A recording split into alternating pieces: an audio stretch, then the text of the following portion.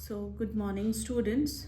Your examinations are about to start, and we are really concerned about you and your studies. So, here are few tips which I want to share with all of you. The first thing is just check your entire syllabus.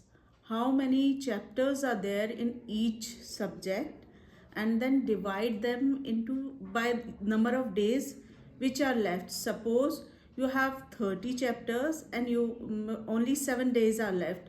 So divide 7 by 30s, and as per the result just read and learn all the chapters day wise, 5 chapters of each subject, like one chapter from each subject you can learn. और जब आप पढ़ाई करें तो पढ़ाई करने के time ऐसे पढ़िए कि जो चैप्टर आप पढ़ रहे हैं उन चैप्टर्स को समझिए, उसकी कॉन्सेप्ट समझिए। और अभी आपके पास इतना टाइम नहीं बचा है कि आप पूरा पूरा चैप्टर्स करें। So just revision, main points जो हैं वो पढ़िए, उस चैप्टर की सिनॉप्सिस पढ़िए। और कीवर्ड्स बहुत इंपॉर्टेंट रहते हैं। कीवर्ड्स जितने भी यूज़ हुए हैं उन सारे कीवर्ड्स का एक फ्लो चार्ट बना लीजिए। ये आपकी डेफिनेटली बहुत हेल्प करेगा। अपना डे का पूरा टाइम टेबल प्लान करिए कि आप सुबह से लेके तो रात तक आपका दिन कैसे होने वाला है और क्या क्या उस दिन में पढ़ने वाले हैं। जो डिफ़िकल्ट सब्जेक्ट हैं सबसे पहले उनसे शुरुआत करिए। बीच बीच में ब्रेक लेते रहिए, और अगर एक सब्जेक्ट आप कंप्लीट कर लेते हैं उसके बाद अपने आप को कुछ रिवॉर्ड दीजिए। थोड़ा अपना आप टहल सकते हैं, आप अब कुछ खाना खा सकते हैं, अपना फेवरेट म्यूज़िक सुन सकते हैं, बट लिमिटेड टाइम के लिए। फिर दूसरा सब्जेक्ट शुरू करिए, उसको पढ़िए और उसकी सिनॉप्सिस, उसके कीवर्ड्स लिखिए। ऐसा करके आप दिन में थोड़ा पढ़िए और बीच में ब्रेक भी लेते जाइए जब आपका चैप्टर कंप्लीट हो जाए। तो रिविजन्स और मॉक टेस्ट करना बहुत इम्पॉर्टेंट रहता है। तो टाइम सेट करिए। जैसे एग्जामिनेशन हॉल में क्वेश्चन पेपर आता है और सिर्फ आप पेन पेपर से टेस्ट देते हैं, तो अब मुझे मालूम है आप लोगों की राइटिंग प्रैक्टिस बहुत कम हो चुकी है बिकॉज ऑफ आप मोबाइल, लैपटॉप, कंप्यूटर से पढ़ते हैं। तो आपकी राइटिंग प्रैक्टिस बहुत इम्पॉर्टेंट है।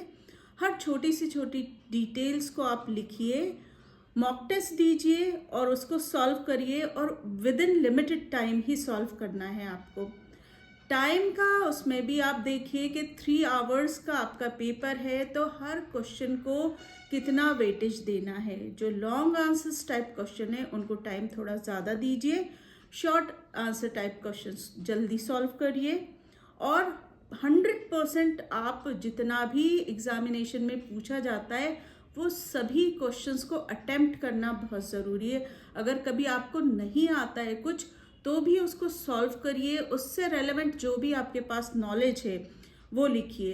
तो ये कुछ इम्पॉर्टेंट चीज़ें हैं जो आप ध्यान में रखेंगे तो आपके एग्ज़ाम की प्रिपरेशन अच्छी हो जाएगी।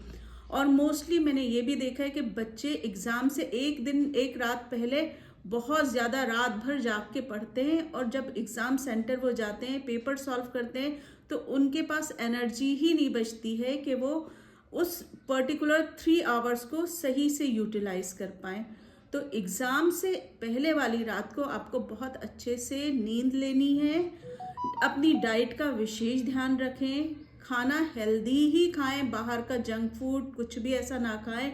क्योंकि अगर आप बाहर का खाएंगे और उस दौरान आप बीमार हो गए तो आपकी हेल्थ से आपको कॉम्प्रोमाइज़ करना पड़ेगा, और हेल्थ की वजह से आपका एग्ज़ाम भी ख़राब हो सकता है। तो कभी भी अपनी हेल्थ को कॉम्प्रोमाइज़ नहीं करिए। So these are few important points जो मैं आपको दे रही हूँ।